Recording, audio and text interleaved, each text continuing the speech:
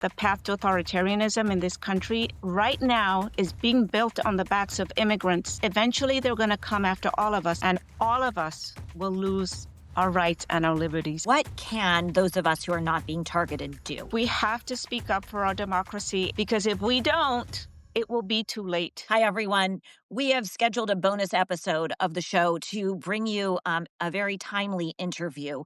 My guest today is Kica Matos. She is president of the National Immigration Law Center and the Immigrant Justice Fund. She has experience as an advocate, as a community organizer, and as a lawyer. And she's here to talk to us about what's going on in LA, what's going on with ICE more broadly, and what the president is claiming to have powers to do here, and maybe what anybody can do about it. So, Kica, thank you so much for being available on short notice on a day when I imagine you are quite busy.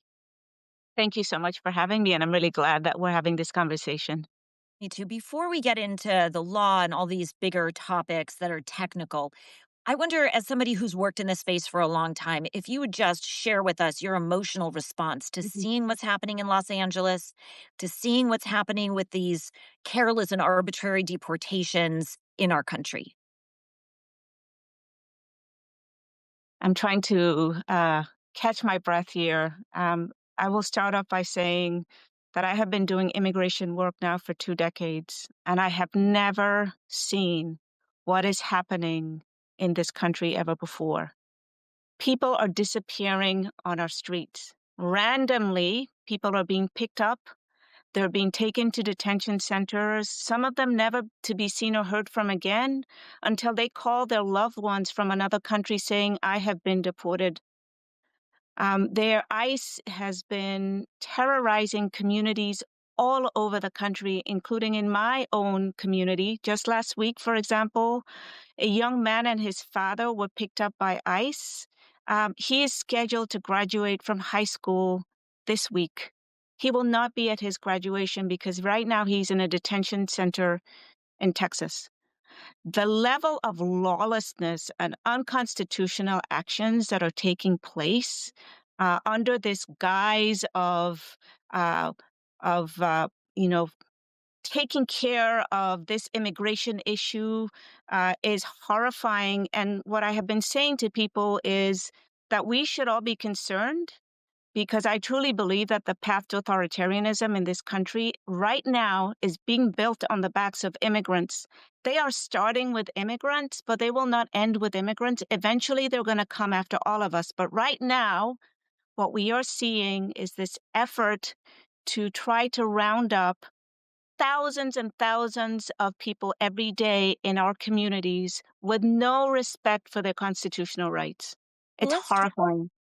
let me talk about that for a moment. And I first want to endorse and underscore what you've said. We've seen this throughout history that when authoritarian powers rise, they target the least powerful to sort Mhm. of attest their ability, whether it was gypsies or Jewish people in Germany or ethnic minorities in other countries.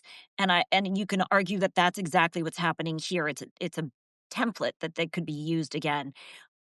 Without getting into detail on this, can you give us just a quick snapshot of some of the things that they're doing that are unlawful? And I just want to say, I get response from people saying, "Look, it's very upsetting to see what they're doing, but the truth is, people come in illegally; they don't have papers; they're just enforcing the law." Let's put aside for a moment how hard it is to get papers, even if you're a faithfully hardworking person. What is ICE doing that is unlawful right now? So let me just start off by saying something very basic that I think very many Americans don't understand, which is that undocumented immigrants also have the rights to constitutional protections, right? The Constitution does not just apply to U.S. citizens. So in constitutional legal terms, what are the things that are happening right now that are unconstitutional? No, first, due process is being undermined. Equal protection of the laws are being undermined. Let me break it down in very plain English. What is happening right now is that ICE is, for example, going into people's homes without warrants. Fourth Amendment, right? Very basic. The Fourth Amendment protects us from unreasonable searches and seizures. And they're pretextually getting access into people's homes. They're breaking into people's homes. Right now, they are asserting that under the Alien Enemies Act, they have the right to enter people's homes for people who are from Venezuela without a warrant. So that's the first thing. Under the ruse, a bunch of ruses, they are entering people's homes without warrants. They're taking people away, right? Without any due process either. People are being snatched off the streets. Officers are refusing to identify themselves. They don't give any information about who they are. They're giving no information about the basis for their arrest. They're engaging also in racial profiling. Again, something illegal. They are randomly picking people off the street that look like me. Again, with no respect for people's constitutional rights. So those are some examples of what we are seeing on the ground. But here's something else that people don't know. The people who are being affected are not just undocumented immigrants. U.S. citizens have also been caught up in this dragnet. Why? Because ICE is trying to meet these crazy quotas that the administration has imposed, right? Every field office is supposed to arrest 3,000 people every day. And so in this fit of hysteria and this effort to try to meet their quotas, they are grabbing as many brown and black people as they can, including U.S. citizens. I can give you two quick examples. One in Newark, there was a raid of a seafood company. Among the people who were detained were a Puerto Rican veteran. Somebody who fought for this country was detained. Why? Because he's Puerto Rican and he looked Latino. There was a family in Wisconsin in the mall speaking Spanish, and they were detained by ICE and taken to a detention center. And that's when they discovered that this family was Puerto Rican. The reason they were detained is because they, like me, were brown and they spoke Spanish. I've heard so many stories like this. Thank you for sharing that snapshot of what's happening in our country right now. So many people aren't aware of it. I want to get to what's happening in LA, but let me stay on Mhm. deportations for one more moment because this is important. Um, a lot of places, we're watching videos on social media of people doing these removals, grabbing people who don't look like law enforcement. They are not disciplined. They're wearing sloppy clothes. They seem to just be random people enlisted to snatch other people off the street. I've heard about something called 287 that lets sheriff's offices participate with ICE. You can say no, but do you have any visibility into who ICE is enlisting to do some of this work? They are enlisting as many enforcement authorities as they can. So yes, 287G is an agreement that state law enforcement can sign with the federal government, authorizing state law enforcement to assist in carrying out immigration enforcement. But what the Department of Homeland Security has also done is, for example, they've reached out to the IRS to ask them for 2,000 of their officers to start carrying out enforcement. They've reached out to the DEA. They've reached out to the FBI. Yes. They've reached out to the Bureau of Alcohol, Tobacco, and Firearms. So they are trying to build out this enforcement force using other federal enforcement agencies as well as states that are willing to engage in these kinds of shenanigans. Okay, so for folks listening, I learned about this in the last Trump administration. Almost every agency in government has its own mini police force. And that's what you're talking about. When you see them say federal police were deployed somewhere in LA, that can be a police force that works with DHS, works with any of these entities, and I guess the IRS too. Thank you for that clarification. Perfect. Okay, let's turn to Los Angeles. So let's start with the news. The president is reportedly going to deploy 700 Marines in LA. I haven't confirmed this, but it's from several very reputable news organizations before we started live. They have multiple sources saying this. Mhm. Under what authority can the president do this? That is a really good question, and we're trying to get under the hood on that. But let me start off by saying that his first efforts to try to deploy the National Guard over the weekend relied on this arcane legal authority, US 10-12406, that we had never heard of. Right? Our lawyers at the National Immigration Law Center right now are looking into that question, that very question: under what authority is he intending? Because we have heard the same rumors as well that he's planning to deploy Marines to Los Angeles. What we should be concerned about as we watch this unfold is the language that the administration is using about what is happening in LA. And let me just quickly draw a contrast, right? January 6th, what we saw was an insurrection happening a few years ago, right? That really fit the very definition of an insurrection. We did not once hear President Trump talk about an insurrection or looking to mobilize the National Guards to put down this insurrection. Fast forward to this last weekend, there were protests in LA, mostly peaceful protests, because immigrant family members and allies were shocked and horrified over the use of force targeting undocumented immigrants. And let me just be clear that the people that they were going after in LA are not so-called violent criminals. I know they use that language often, right? These were people who were sought after because the government alleges that they were undocumented, right? People without status, that is the basis for these arrests, right? Most of the protests in LA were peaceful. There were a few folks that got a little out of control, and all of a sudden we've seen this language of an insurrection happening. I'll So there's, add, they yeah, go arrested ahead. 56 protesters. Tens Yes. of thousands, maybe 100,000 or more people show up, 56 arrests to just And they give were the lie to dressed, Trump's claim.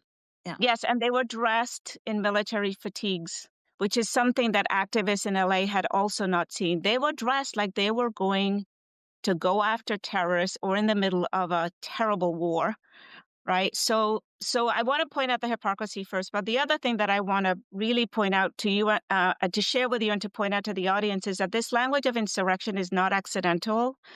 What we should expect, unless all of us speak out, is that in the not too distant future, this administration is going to invoke the Insurrection Act.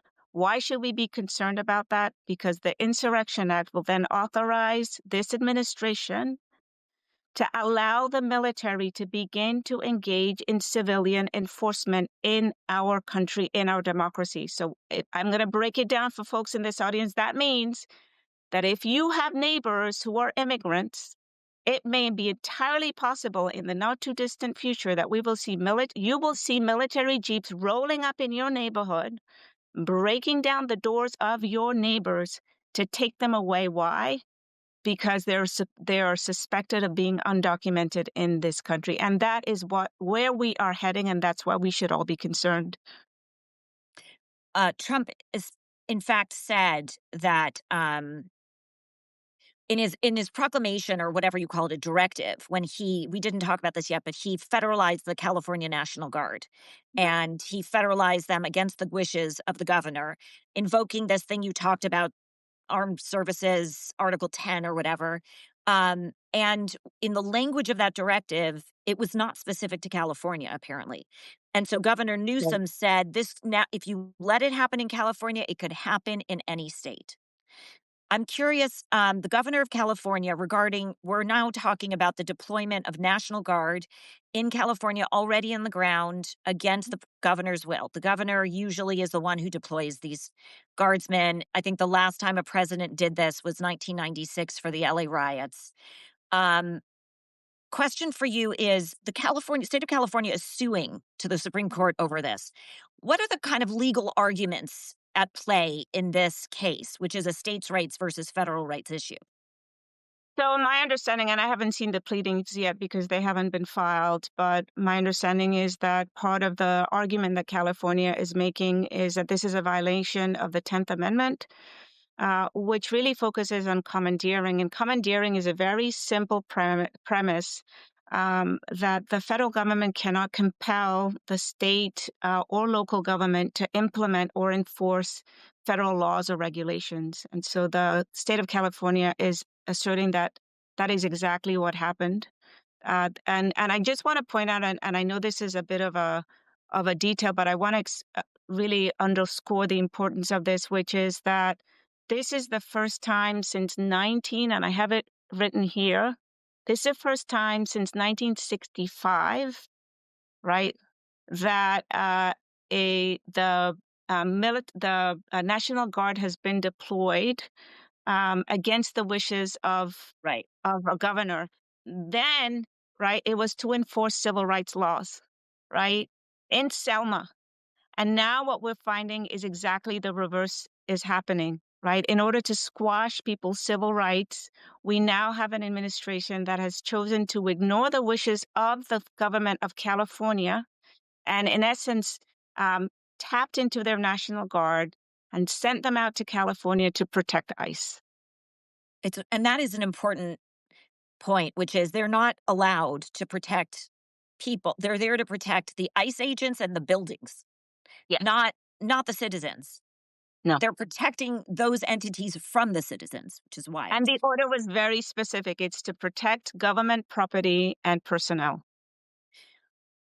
Would you explain to us why, if somebody were to say at our dinner table, well, why shouldn't the military come and remove people who are undocumented? They're undocumented. They're not here legally, so the military should do this.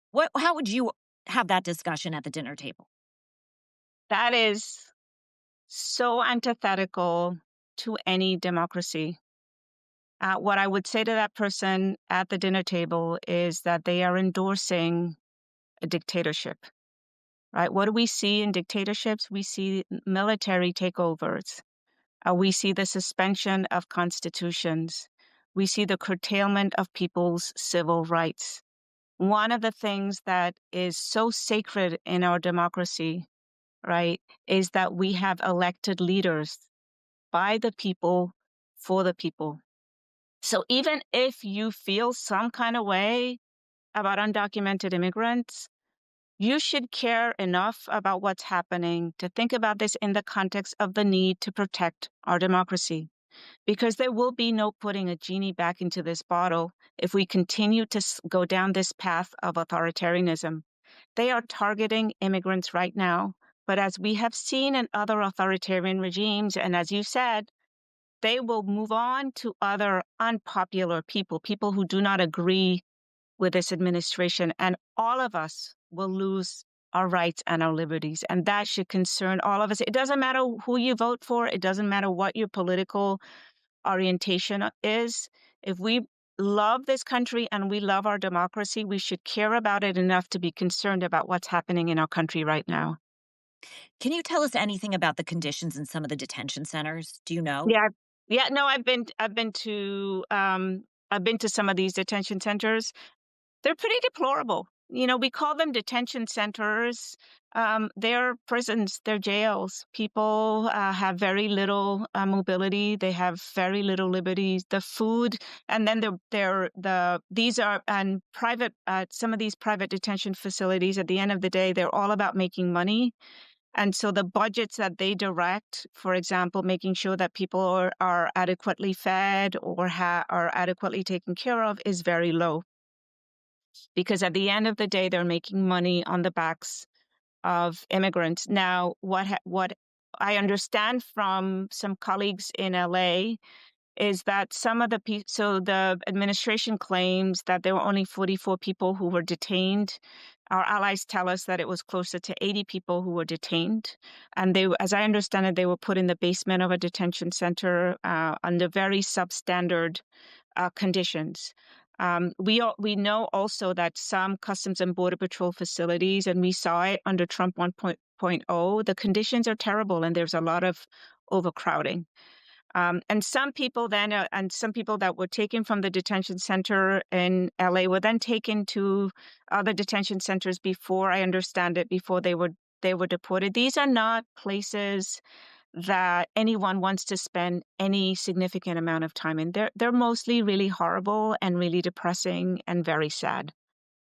I understand David Huerta, the leader of the SEIU labor union, I think the West Coast branch, had been detained. He was as a peaceful observer at a protest or at some detainments, and he got arrested. He was injured. What's his status? Thankfully, he was recently released on bond, and I just want to be really clear about what David was doing. David is a leader for, like you said, the SEIU, which is I believe, the nation's largest labor union. When he heard about what was happening, these raids that were taking place, he actually went there with the intention of reminding the workers that were impacted about their rights. That is what he was doing. There's been a lot of training that all of us have engaged in to remind people about their constitutional rights. So if ICE grabs you, remember the do's and don'ts. And so he went there to remind people. And I don't know if you saw the video, but he was pushed down by ICE. His head was pushed into the sidewalk. He ended up going to the hospital. He was arrested and detained, went to the hospital, and then they detained him over the weekend. And there was a hearing just a few hours ago, and he was released on bond. I believe the bond was And he's a full $50,000. US citizen. There's like no reason for this whatsoever. Yeah. He is a person who has risen the ranks of SEIU because of his leadership abilities, and he's somebody that we should all look up to and be thankful for. Um, I don't want to take too much of your time, but I do want to. Maybe we can do this again and I can ask you some other questions. But can you Sure. quickly tell us, do you know some of those do's and don'ts we can share with people? Yes, I'm always reminded, right? You have, and I know you should first you always want to ask in any place where somebody asks if you're walking down the street and somebody that looks like they're a ICE agent or a police officer or something, and they start asking you questions. And first, you don't have to say anything, right? You can say I'm not going to answer your questions. You also want to ask, am I free to leave? Oh, that's good. Right?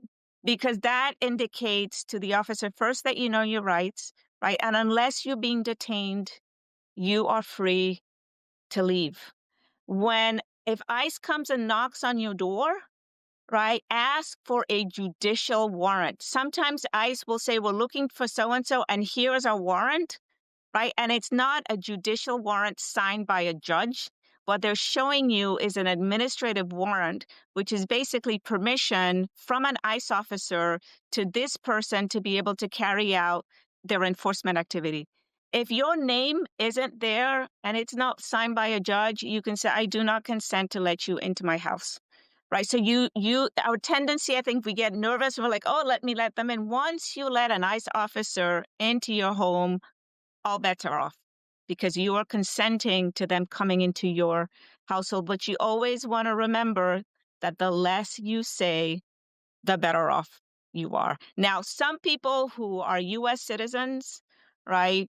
If you don't want to go through if you exercise your rights that way, what will inevitably happen is that they will take you away somewhere, right? And it'll be a headache, right? But that's the agency that you choose. You either fight for your rights. You could also, if you're a US citizen, just show them your ID. For those who are observing, you have the right to record what you see as long as you do not get in the way of enforcement. So I encourage people, if you see something that is really awful, right, and you can record it and make the argument that you are not getting in the way of enforcement, you should do so.